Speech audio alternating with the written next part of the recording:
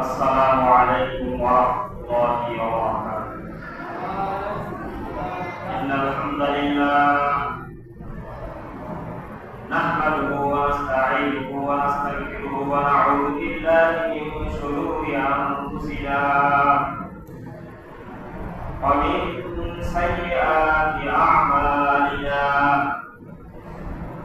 من يهده الله فلا مضل له ومن يضلل فلا هادي له.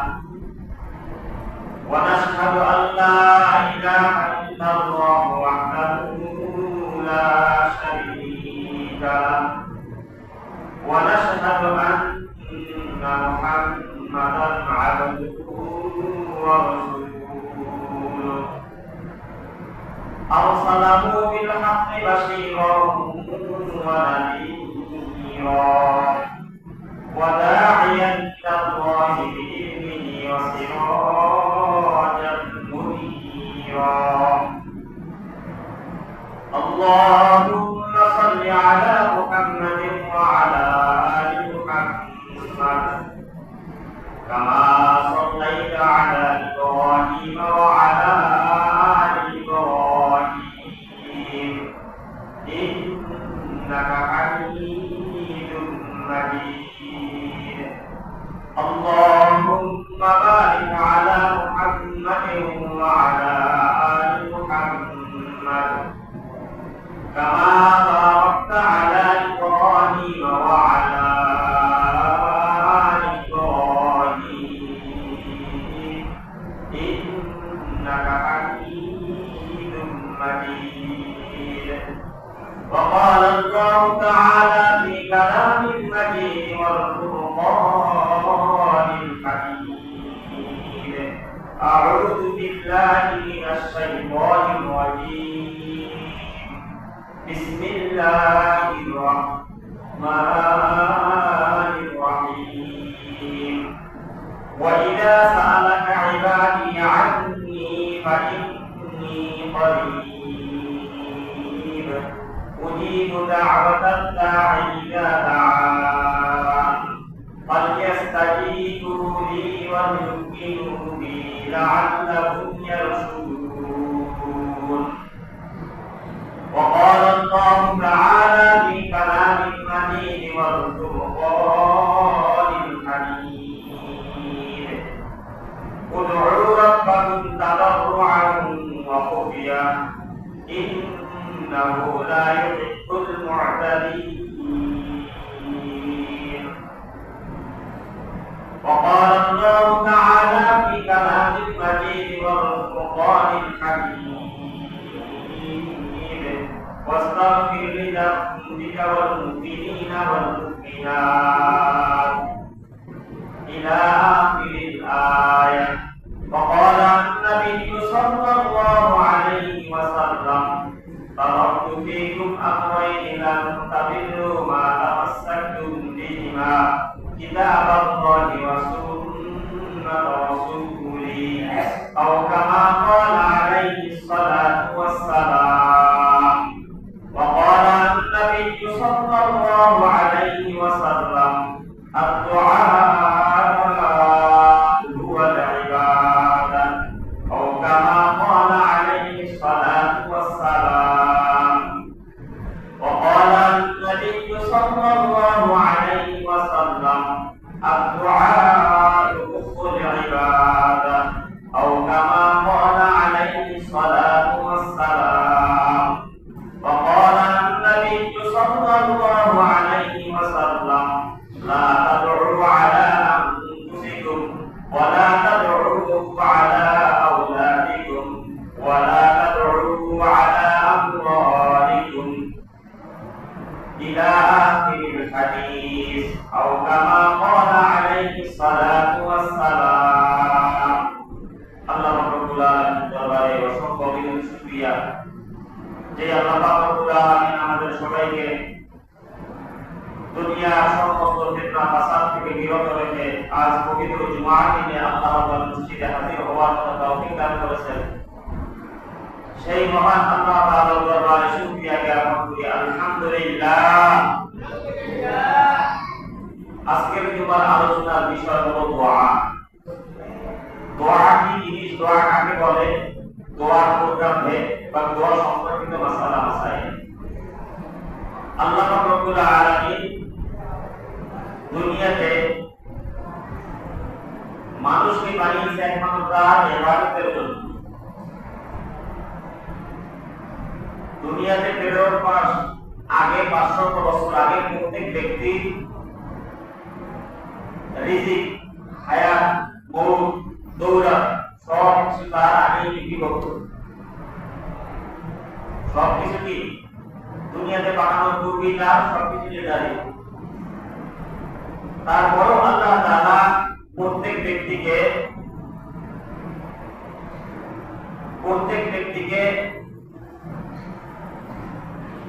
আল্লাহ তাআলার কাছে আবেদন করার জন্য, প্রেয়ার করার জন্য, দরখাস্ত দেওয়ার জন্য, ডাকার জন্য, আহ্বান করার জন্য সিস্টেম বা পদ্ধতি রেখেছে। সেই পদ্ধতির নাম হলো দোয়া। দোয়া আরবি শব্দ, এর অর্থ হলো ডাকা, আহ্বান করা। এর অর্থ হলো আহ্বান করা, ডাকা। আল্লাহ রাব্বুল আলামিন সূরা বাকারা 186 নম্বর আয়াতে বলেছেন, ওয়া ইযা সাআলাকা ইবাদি আন্নী ফাইন্নী করিব উজিবু দা'ওয়াতাদ দাঈ ইযা দা'আন ফালইস্তাজীবু লি ওয়াল ইউমিনু বি লা'আল্লাহুম ইয়ারশুদুন।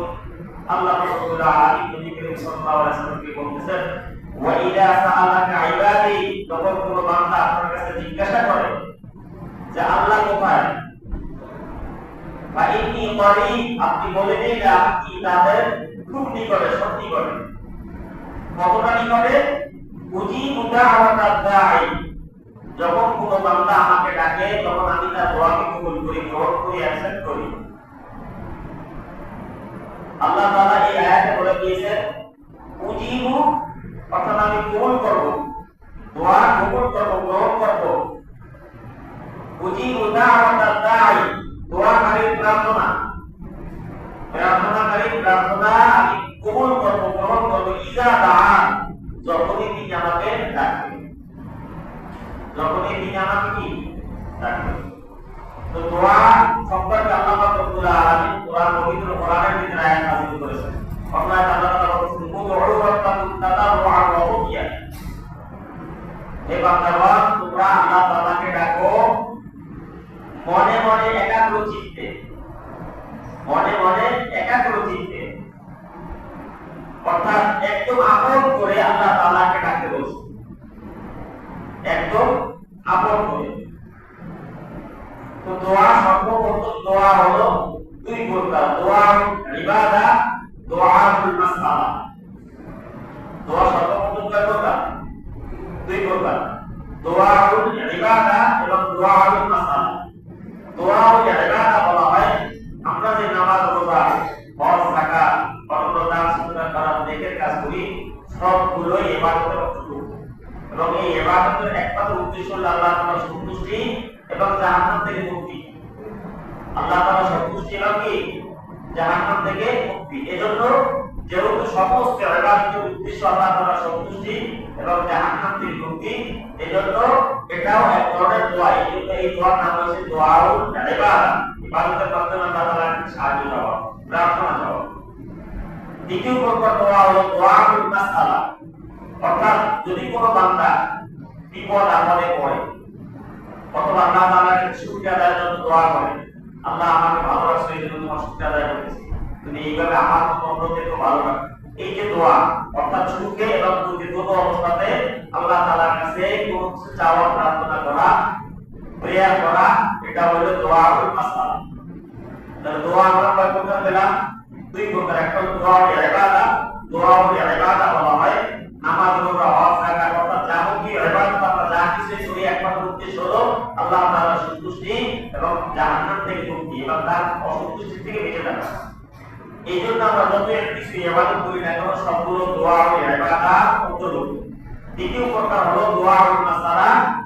দোয়াউল মাসআলা এই জন্য বলা হয় বান্দা যে কোনো কারণে, যে কোনো কিছুর জন্য আল্লাহ তাআলার কাছে প্রার্থনা করে, সেটা সুখের জন্য হোক অথবা দুঃখের জন্য, যে কোনো কারণে আল্লাহ তাআলার কাছে কোনো কিছু চায়, আল্লাহ আমাকে হালাল রুজি দাও, হালাল স্ত্রী দাও, আমার সন্তানদেরকে নেক বানাই দাও, সমস্ত যা কিছু সুখের জন্য বলা, নিজের জন্য, পরিবারের জন্য, সমাজের জন্য, রাষ্ট্রের জন্য, দেশের জন্য, প্রতিষ্ঠানের জন্য, অর্থাৎ যা কিছু ভালো বা মন্দ যা কিছুর জন্য আল্লাহ তাআলার কাছে কোনো কিছু চাওয়া হয়, এটা হলো দোয়াউল মাসআলা।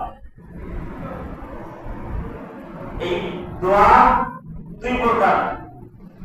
এই দোয়াকে আমার অন্যভাবে দুই প্রকার ভাগ করা হয়েছে। একটা হলো বদদোয়া, একটা হলো নেক দোয়া। এই দোয়াউল ইবাদা এবং দোয়াউল মাসআলা হলো নেক, অর্থাৎ ভালো দিক থেকে দুই প্রকার। আর বদদোয়া, যেটা বদদোয়া বলা হয় কারো বিরুদ্ধে আল্লাহ তাআলার কাছে অভিযোগ দায়ের করা, নালিশ করা, কারো বিরুদ্ধে অভিযোগ দায়ের করা, নালিশ করা, তাকে ধূলিসাৎ করা, ভস্ম করে দেওয়ার জন্য আল্লাহ তাআলার কাছে প্রেয়ার করা, এটা হলো বদদোয়া। তো আল্লাহ পাক রব্বুল আলামিন পবিত্র কোরআনে সূরা বাকারার 186 নম্বর আয়াতে বলতেছেন, ওয়া ইযা সাআলাকা ইবাদি, যখন আমার কোন বান্দা আপনার কাছে জিজ্ঞাসা করবে, ফাইন্নি করিব, আপনি বলে দিন আল্লাহ তাআলা অতি নিকটে। কতটা নিকটে? যে উজিবু দাওয়াতাদ দাঈ ইযা দাআন, যখন কোন বান্দা আল্লাহ তাআলাকে ডাকে তখন আল্লাহ তাআলা তার দোয়া কবুল করে, আল্লাহ তাআলা শোনেন। আল্লাহ তাআলা কতটা কাছে। তো অন্য আয়াতে আল্লাহ তাআলা বলেছেন, উদউ রাব্বাকুম তাদাররুআ ওয়া খুফিয়া, তোমরা আল্লাহ তাআলাকে ডাকো চুপে চুপে, একাগ্র চিত্তে, চুপে চুপে এবং একাগ্র চিত্তে।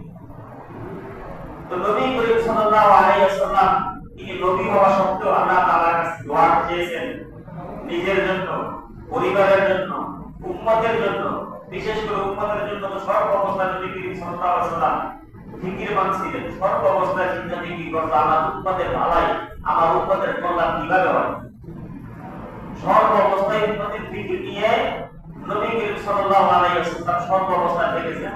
জাগ্রত অবস্থায়, জ্বলন্ত অবস্থায়, বিশ্রামরত অবস্থায়, সফররত অবস্থায়, মুকিম অবস্থায়, সর্ব অবস্থায় নবী করিম সাল্লাল্লাহু আলাইহি ওয়াসাল্লামের জিকির ছিল উম্মতের জিকির। কিন্তু তিনি নবী, তারা জান্নাতে যাবেই যাবে, তা সত্ত্বেও তিনি নিজের জন্য, পরিবারের জন্য এবং বিশেষ করে উম্মতের জন্য সর্ব অবস্থায় জিকির করতেন, আল্লাহ তাআলার কাছে তিনি দোয়া করতেন।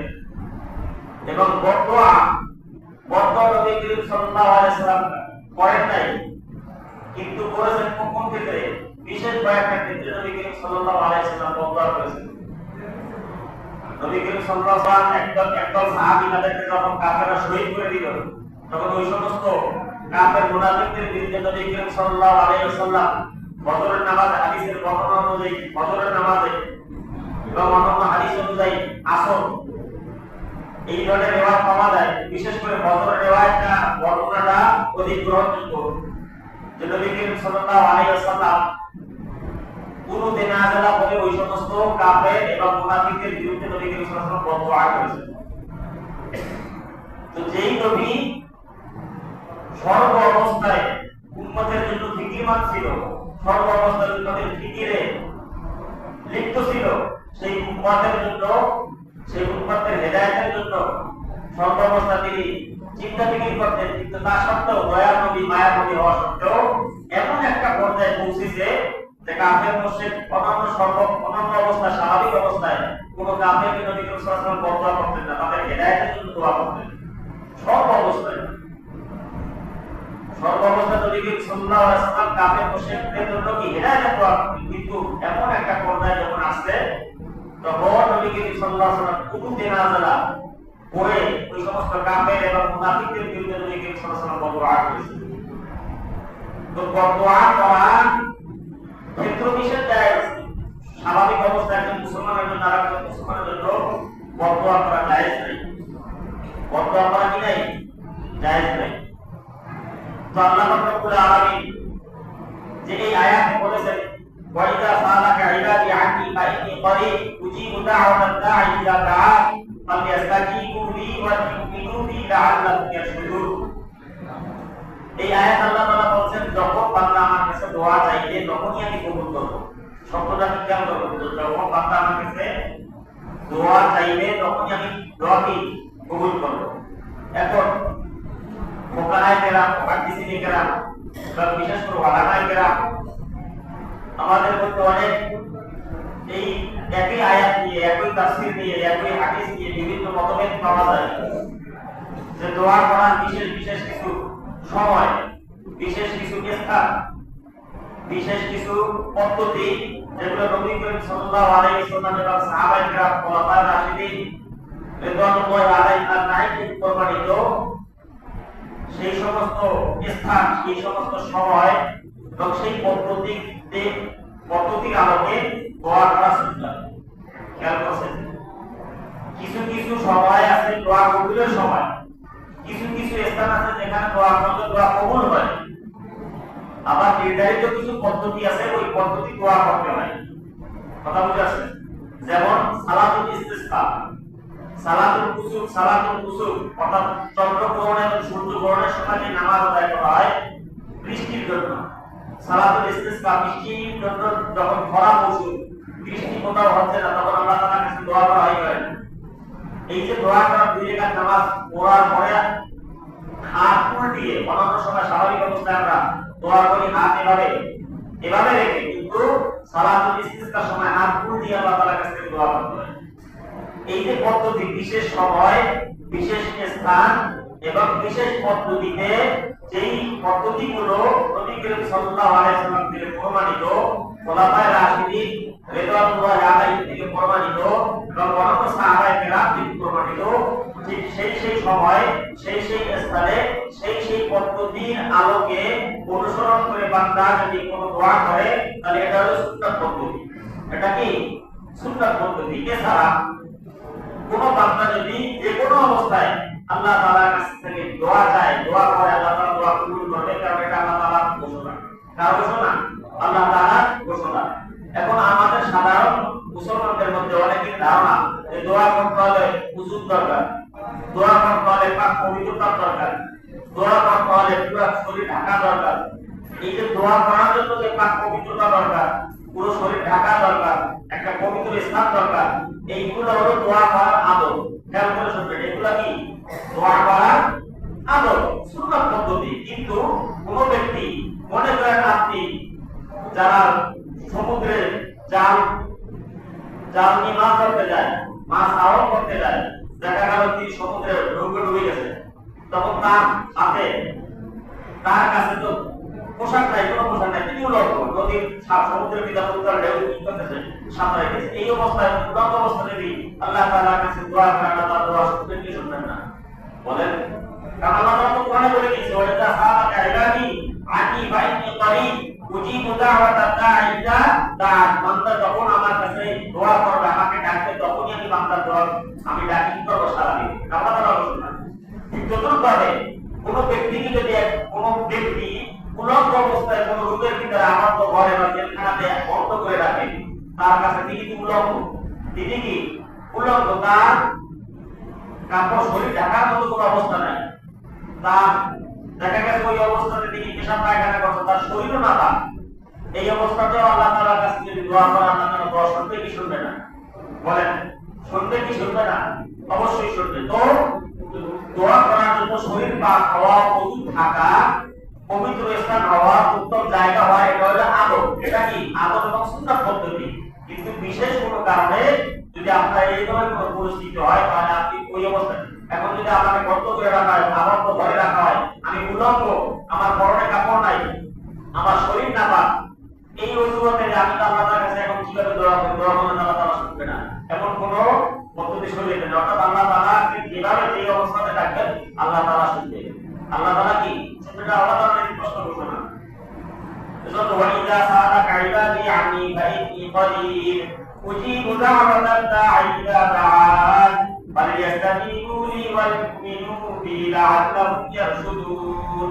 আল্লাহ রাব্বুল আলামিন সূরা বাকারা 186 যখনই ডাকবে তখনই শুনবে। এখন এইখানে এক সূরা, দ্বিতীয় সূরা হলো হাঁটা অবস্থায়, চলা অবস্থায়, শোয়া অবস্থায়, এলাকাগত অবস্থায়, যে অবস্থাতে আপনি আল্লাহর কাছে দোয়া চাইবেন, দোয়া করবেন, আল্লাহ তাআলা দোয়া শুনবে, দোয়া কবুল করবে। এখন বলেন যে আমরা তো অনেক সময় অনেক দোয়া করি, তারপর আল্লাহ তাআলা কবুল করে না। বান্দার ভালো যখন যেই দোয়া বান্দা যেই দোয়া করতেছে তার নসিবে তার তাকদীরে যদি ওই দোয়াটা মঙ্গলজনক হয়, কল্যাণকর হয়, তাহলে আল্লাহ তাআলা বান্দার ওই দোয়াটা তৎক্ষণাৎ কবুল করে। কি করে? তৎক্ষণাৎ কবুল করে। আর বান্দার মঙ্গল যদি ওই দোয়া তার দৃষ্টিতে বান্দার দৃষ্টিতে আমার এখন চাই 5 লক্ষ টাকা, আল্লাহ আমার 5 লক্ষ টাকার মালিক বানাই দাও, আমি ব্যবসা বাণিজ্য করবো, এই করবো সেই করবো। তো এই যে দোয়াটা আমি তো চাইতেছি, আপনি চাইতেছেন, কিন্তু আল্লাহ তাআলা দিতে 6 বছরও দিতেছে না। এই যে না দেওয়ার কারণ কি? আল্লাহ তাআলা জানে যে বান্দা যদি 5 লক্ষ টাকা এই করতে মালিক বানাই দিই, বান্দা তো আমার একটা ভুলেই না পারমানো হয়ে যাবে, বান্দার ঈমান নিয়ে টানা রেখে ভুলে যাবে। এজন্য বান্দার মঙ্গল যখন আল্লাহ তাআলা মনে করে, সেই মঙ্গল যখনই সেটা এখন যদি হয় তাহলে আল্লাহ তাআলা এখন কবুল করবে। 2 মাস পরে যদি হয় 2 মাস পরে কবুল করবে। 6 বছর পর যদি হয় 6 বছর পরে কবুল করবে। এই যে আল্লাহ তাআলার উপর ইয়াকিন, আল্লাহ তাআলার উপর বিশ্বাস রাখা, এটার নাম হলো তাকদীর। তাকদীরের ফয়সালার উপর আমাদের ঈমান রাখতে হবে কি হবে না? তাকদীরের ফয়সালার উপর আমাদের ঈমান রাখতে হবে কি হবে না? তাকদীরের ফয়সালা আমাদেরকে মানতেই হবে। আল্লাহ তাআলা নবী করিম সাল্লাল্লাহু আলাইহি ওয়াসাল্লাম বলেন, আদ-দুআ হুয়াল ইবাদা। দোয়া হলো ইবাদতের মগজ। দোয়া হলো ইবাদতের মগজ। আমরা যতই ইবাদত করি না, যত ইবাদতের মগজ হলো কি? দোয়া। 3.5 হাত বডির ভিতর 3.5 হাত শরীরের মধ্যে হাত পাও অনন্ত যত অঙ্গ-প্রত্যঙ্গ আছে সব কিছু ঠিকঠাক, কিন্তু আমার কি নাই? মাথার ভিতরে মগজ নাই। তাহলে এই বডির কোনো দাম আছে? বলেন, এই বডির কোনো দাম আছে? শরীরের কোনো দাম আছে? আমি যতই সুখ্যাতের অধিকারী হই না কেন, আমার মগজ মস্তিষ্ক যদি না থাকে তাহলে এটা কোনো কি নাই? দাম নাই। আপনার দামি মোবাইল অ্যাপল 40,000, 50,000, 70,000 টাকা, যত বড় মোবাইল হবে না কেন, মোবাইল যদি অকেজ থাকে, ব্যাটারি যদি না থাকে, এর আইসি যদি না থাকে, নষ্ট থাকে, এর কোনো দাম আছে? বলেন না। তো আদ-দুআ হুয়াল ইবাদা। দোয়া হলো ইবাদতের মগজ। নবী করিম সাল্লাল্লাহু আলাইহি ওয়াসাল্লামের স্পষ্ট হাদিস, সহিহ হাদিস এবং বর্ণনায় হাদিস আছে, আদ-দুআ হুয়াল ইবাদা। দোয়াটাই ইবাদত। দোয়াটাই ইবাদত। ইবাদতই হলো দোয়া। কথা বুঝে আসছে? এবং এর বিপরীতে নেক দোয়া এবং বদ দোয়া। বদ দোয়ার কথা যেটা বললাম, নবী করিম সাল্লাল্লাহু আলাইহি ওয়াসাল্লাম উম্মতের জন্য সব অবস্থায় দোয়া করেছেন, উম্মতের হেদায়েতের জন্য, যে আল্লাহ আমার এই উম্মতের জন্য জাহান্নাম থেকে বাঁচিয়ে দেয়। তিনি যদি হেদায়েতের পথে আসেন, নবী এবং রাসূলকে চিনে, জান্নাত জাহান্নামকে চিনে, জান্নাত জাহান্নামকে বুঝে সব অবস্থায় নবী করিম সাল্লাল্লাহু আলাইহি ওয়াসাল্লাম উম্মতের জন্য দোয়া করেছেন। এর বিপরীতে নবী করিম সাল্লাল্লাহু আলাইহি ওয়াসাল্লাম এটা বলেছেন যে তোমরা নিজেদের উপরে নিজেরা কখনো বদদোয়া করো না। লা তাদউ আনফুসিকুম ওয়ালা তাদউ আমওয়ালিকুম ওয়ালা তাদউ আওলাদিকুম। তোমরা নিজেদের উপরে পরস্পর নিজেরা নিজের উপরে কি করো না? বদদোয়া করো না। নিজের ধন সম্পদের উপর বদদোয়া দিও না। নিজের সন্তান সন্ততির উপর বদদোয়া দিও না। নবী করিম সাল্লাল্লাহু আলাইহি ওয়াসাল্লামের স্পষ্ট হাদিস। এজন্য নিজের উপরে কখনো কি করা যাবে না? বদদোয়া করা যাবে না। নিজের সন্তানের উপর বদদোয়া দেওয়া যাবে না। আমরা অনেকেই বিরক্ত সন্তানকে দেই, আর সন্তান যদি এমন মা বাবার অবদ্ধ হয় তাহলে তার জন্য হেদায়েতের জন্য দোয়া করা। নবী করিম সাল্লাল্লাহু আলাইহি ওয়াসাল্লাম এই হাদিসের শেষেই বলতেছেন যে এমন ভাবে যদি কোন সন্তানকে তোমার সম্পদকে নিজের উপরে বদদোয়া করিও না, হইতে পারে এই যে বদদোয়াটা এই সময়টাতে করেছো, এই সময়টা তোমার জন্য দোয়া কবুলিয়াতের সময় হইতে পারে। এই কবুলিয়াতের সময় তুমি যদি অন্য কোনো ভালো দোয়া করতা তাহলে সেইটা কবুল হইতো। সেই দোয়া না কইরা তুমি নিজের জন্য বদদোয়া করেছো, সন্তানের জন্য বদদোয়া করেছো, সম্পদের জন্য বদদোয়া করেছো, এজন্য এই কবুলিয়াতের সময়টাতে ভালো দোয়া না কইরা বদদোয়া করেছো, এজন্য আল্লাহ তাআলা কবুল করে নিলে আপনার আমার ধ্বংস হয়ে যাবে। কথা বুঝে আসছে? এজন্য বিশেষ করে যারা পিতা আছে তাদের সন্তানের জন্য, খাস করে আমাদের সমাজে যারা মা বোন আছে, মহিলারা আছে, তারা বেশি অনেক সময় রাগান্বিত হয়ে সন্তানকে কি করে? সন্তানের উপর কি করে? বদদোয়া করে। মা একটা কথা বলছে কিন্তু সন্তান শুনলো না, ছেলে কথা শুনলো না, মেয়ে কথা শুনলো না, তখন কি মা বদদোয়া দেয়। আল্লাহ তাআলা এর সুখে দেখে না, খানা পড়ে না, ঝোলায় নেয় না, একটু ধরনের আমাদের আঞ্চলিক ভাষায় যে কথাগুলো বলে এগুলা মা বোনরা বলুক, অধিকাংশ মা বোনরা বলে। তো যাই হোক, কোনো পুরুষ হোক বা মহিলা হোক, সন্তানের ক্ষেত্রে এই কথাগুলো এই ধরনের বদয়া দেওয়া যাবে না। আল্লাহ তাআলা ওই সময়টাতে যদি আপনার নসিব আপনার থাকতে যদি দোয়া কবুলের সময় রেখে থাকে, তাহলে আপনার এই বদয়াটা আপনার সন্তানের জন্য অনিবার্য হয়ে যাবে। আপনার সন্তানের জন্য আপনি যে বদয়া করেছেন, পরবর্তী দেখা যাচ্ছে 5 বছর পরে 10 বছর পরে মাঠে গরু বাঁধতে গিয়ে খারাপ হইয়া মারা গেছে, তাহলে বুঝতে হবে যে 5 বছর আগে আপনি সন্তানের উপর বদয়া দিয়েছিলেন, এই 5 বছর পরে আপনার কার্যকর হচ্ছে। কথা বুঝে আসছে? শোনাই নাই না এই ধরনের আমাদের আঞ্চলিক বরিশাল আমাদের এই হিসাবে বলতেছি। তো এইভাবে যে বদয়াগুলো দেয়, এটা আল্লাহ তাআলা যদি ওই সময়টা যদি দোয়া কবুলের সময় হয়ে থাকে আপনার জন্য আমার জন্য, তাহলে এটা আল্লাহ তাআলা গ্রহণ করে নেবে। এই জন্য নবী করিম সাল্লাল্লাহু আলাইহি ওয়াসাল্লাম স্পষ্ট করে দিয়েছেন, কোন ব্যক্তি কোন মুসলমান নিজের জন্য যেন বদয়া না করে, নিজের সন্তানের জন্য যেন বদয়া না করে, এবং নিজের সম্পদের উপর যেন কি বদয়া না করে। তো দোয়া সর্ব অবস্থায় দোয়া। এখন কোন কোন সময় দোয়া আল্লাহ তাআলা কবুল করে থাকেন, নবী করিম সাল্লাল্লাহু আলাইহি ওয়াসাল্লামের হাদিস থেকে বর্ণনা পাওয়া যায়। দোয়া কবুলের কয়েকটা বিশেষ সময় আছে, আমরা খেয়াল করে শুনি।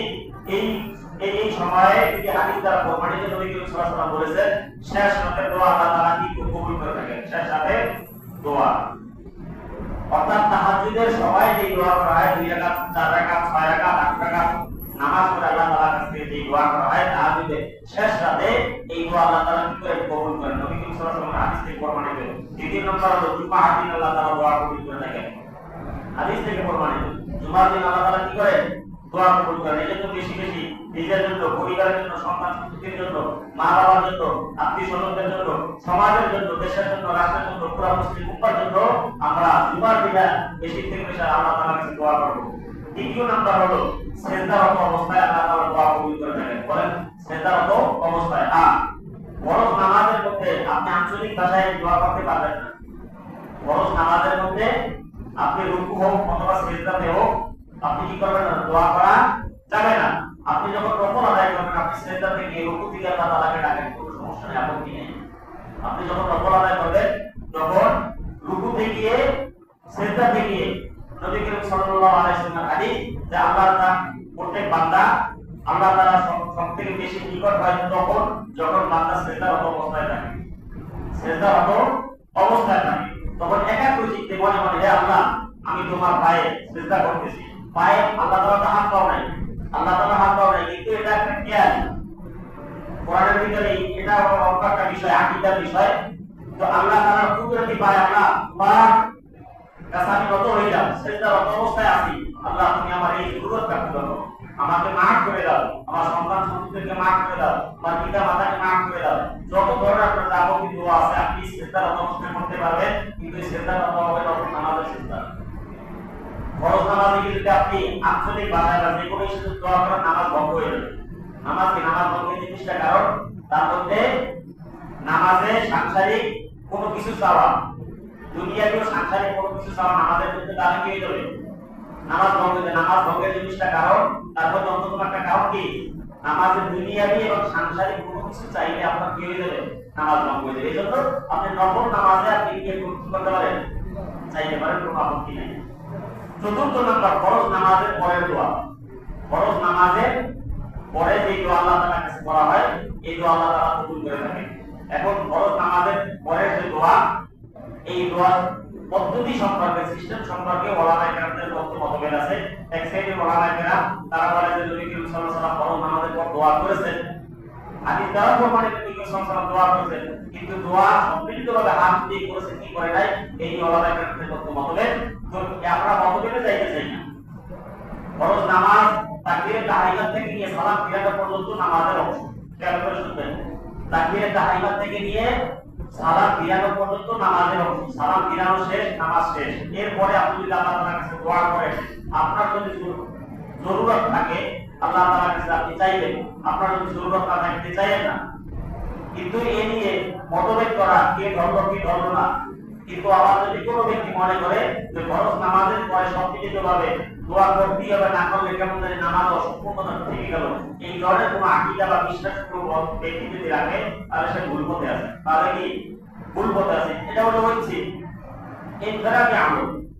কেউ যদি এক সংঘবদ্ধভাবে একত্রিত হয়ে যদি মোনাজাত দেয় তারাও দিতে পারে, এটা নিয়ে কোনো কি নাই, বাধা বিপত্তি নাই। কিন্তু আমাদের মুসলমানদের মধ্যে এই ছোটখাটো মাসালা প্রস্তাব পর্দার আমলগুলো নিয়ে আমাদের মধ্যে মারামারি কাটাকাটি আনা হচ্ছে না, হচ্ছে না। অনেক জায়গাতে নামাজের পরে মোনাজাত দিচ্ছে না কেন, ইমাম সাহেবের বিদায়। আবার অনেক জায়গাতে দিতেছে, যারা এটা বিরুদ্ধে তারা এটা বিভিন্ন রকম এই ছোটখাটো প্রস্তাব আমল নিয়ে আমরা মুসলমানদের মধ্যে ডিবেট না করি। কারণ আপনার যদি প্রয়োজন হয় আপনি বড় আমাদের 5 মিনিট 10 মিনিট আধা ঘন্টা আল্লাহ তাআলার কাছে চান, কোনো মানা নাই। আমার দরকার না, আমার অন্য কোনো কাজ আছে, আমি চলে গেলাম। ফরজ নামাজের পরে দোয়া কবুল হওয়ার হাদিস, এটা নবী করিম সাল্লাল্লাহু আলাইহি ওয়াসাল্লাম প্রমাণিত। নবী করিম সাল্লাল্লাহু আলাইহি ওয়াসাল্লাম প্রত্যেক ফরজ নামাজের পরে আল্লাহু আকবার, আস্তাগফিরুল্লাহ আস্তাগফিরুল্লাহ, আল্লাহুম্মা সাল্লাম আলাইহি সাল্লাম তাবারাকাল্লাহু ওয়া তাআলা ইয়া জালালি ওয়া ইকরাম। এরপর অন্য যে তাসবিহাত আছে এগুলো নবী করিম সাল্লাল্লাহু আলাইহি ওয়াসাল্লাম করতেন, সাহাবায়ে কেরামদেরকে শিখাইছেন। কিন্তু আপনি যদি অন্য কোনো তাসবিহ করতে চান, যে কাজটা আল্লাহ তাআলা হামদ যুক্ত, সেই সমস্ত কাজকে আপনি করতে পারেন, আপনি নিজের থেকে শব্দ চয়ন করে বানিয়ে দিতে পারেন, তাতে কোনো আপত্তি নেই। কিন্তু সেই দোয়া এবং কাজটি হতে আল্লাহ তাআলার জন্য খাস। কথা বুঝে আসছে? যে কথা বলতেছিলাম ফরজ নামাজের পরে 5 নম্বর হলো কদরের রাতে, অর্থাৎ লাইলাতুল কদর, রমজানের 27 কদর, 27 মানে কদর রাত। কদর তো বেজর রাতের নবী করিম সাল্লাল্লাহু আলাইহি ওয়াসাল্লাম করতে বলেছেন 21, 23, 25, 27 এবং 29। কিন্তু আমাদের দেশে ওই 27টাকে যে ফিক্স করে রাখছি, ওই 27কে ফিক্স করে রাখার ক্ষেত্রে ওই 21, 23, 25 আমরা কি করি না, কদর দেওয়া করি না। এজন্য নবী করিম সাল্লাল্লাহু আলাইহি ওয়াসাল্লাম নির্ধারণ করে দেন এই 27টাকে, কিন্তু আমরা নিজেরা বানাই নিয়েছি। যদিও ওলামায়ে কেরাম এবং মুফাসসিরিনে কেরাম, বিশেষ করে যারা মুআররিখিন, যারা ইতিহাসবিদ, তারা গবেষণা করে দেখেছে যে এর উপর বিভিন্ন রকমের বর্ণনা পাওয়া যায়, যেগুলো কোনোটাই সঠিক না।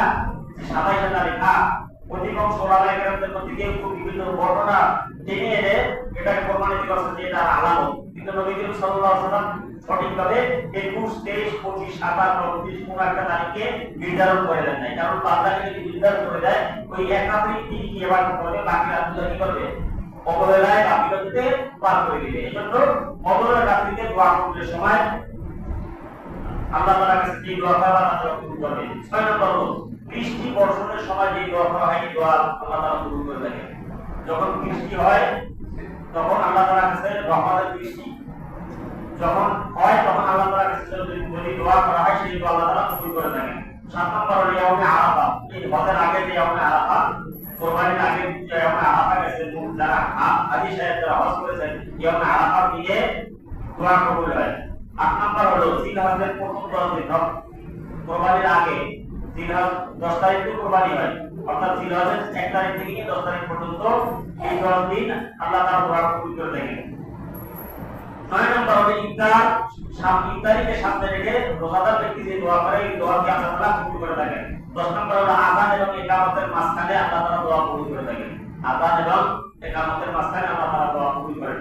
11 নম্বর হলো জিহাদ, অর্থাৎ কাফের মুশরিকদের বিরুদ্ধে যখন ইসলামকে বুলন্দ করতে গিয়ে, ঝান্ডা উড্ডীন করতে গিয়ে যখন কাফের মুশরিক বেদিনদের সাথে কোন মুসলমান মুজাহিদ যখন তাদের সাথে লড়াই করে, যুদ্ধ করে, তখন এই যুদ্ধরত অবস্থায় এই মুজাহিদ মুসলমান যেই দোয়া কথা আল্লাহ তাআলা সেই দোয়া কবুল করে, হাদিস দ্বারা প্রমাণিত। 12 নম্বর হলো আবে জমজম, অর্থাৎ জমজমের পানি পান করার সময় যেই দোয়া আল্লাহ তাআলার কাছ থেকে যেই দোয়া কবুল করা হয়, যেই দোয়া চাওয়া হয়, আল্লাহ তাআলা কবুল করে থাকেন। এবং অনন্য হাদিস দ্বারা যে প্রমাণিত 6 ব্যক্তি দোয়া আল্লাহ তাআলা রদ করে না, অর্থাৎ ফিরায় দেন না। 6 ব্যক্তি, 6 জন ব্যক্তি যাদের দোয়া আল্লাহ তাআলা কি করে থাকেন, কবুল করে থাকেন। 1 নম্বর হলো অসুস্থ ব্যক্তি, রোগী, যিনি যে কোনো রোগীতে বিদ্যমান রোগগ্রস্ত হয়ে আছে, তিনি যদি আল্লাহ তাআলার কাছে দোয়া করা হয়, আল্লাহ তাআলা দোয়া কবুল করবেন। 3 নম্বর হলো রোজাদার ব্যক্তি। 3 নম্বর হলো কোনো পিতা বা সন্তানের জন্য যদি দোয়া করে, সেই দোয়া আল্লাহ তাআলা কবুল করে থাকেন। এজন্য সন্তানের জন্য ভালো কল্যাণের জন্য দোয়া করা। 4 নম্বর হলো কোন মুসলমান ব্যক্তি অন্য কোন মুসলমানের অনুপস্থিতিতে যদি দোয়া করে, আল্লাহ তাআলা এই দোয়া কবুল করে থাকেন, হাদিস দ্বারা প্রমাণিত। 5 নম্বর হলো মজলুমের দোয়া, কোনো মজলুম যিনি নির্যাতিত, এমন কোন ব্যক্তি যদি আল্লাহ তাআলার কাছে দোয়া করায়, তাহলে ওই দোয়া আল্লাহ তাআলা কবুল করে থাকেন। 6 নম্বর হলো মুসাফির ব্যক্তি, যিনি নিজ শহর থেকে 48 মাইল কিলোমিটার অনুযায়ী 74 অথবা 76 কিলোমিটার নিজ শহর থেকে নিজ এলাকা থেকে যদি কোনো সফর বা ভ্রমণের নিয়তে যায়, তাহলে ওই ব্যক্তি নিজ এলাকার সারা সাথে তিনি মুসাফির, তো মুসাফির অবস্থায় যদি আল্লাহ তাআলার কাছে দোয়া করা হয়, আল্লাহ তাআলা দোয়া কবুল করে থাকেন। এবং 7 নম্বর হলো ইনসাফকার বাদশা, ন্যায়পরায়ণ শাসক। ন্যায়পরায়ণ শাসক, তিনি যদি প্রেসিডেন্ট হয়, প্রধানমন্ত্রী হয়, অথবা এমপি, মন্ত্রী, মিনিস্টার, চেয়ারম্যান, যেই লেভেলের হোক না কেন, তিনি যদি ইনসাফের সাথে তার রাষ্ট্র পরিচালনা করে, তাহলে ওই ব্যক্তি যদি আল্লাহ তাআলার কাছে দোয়া করা হয়, আল্লাহ তাআলা দোয়া কবুল করে থাকেন। আল্লাহ রাব্বুল আলামিন আমাদের সবাইকে বেশি বেশি দোয়া করার জন্য আল্লাহ তাআলা আমাদের সবাইকে তৌফিক দান করেন।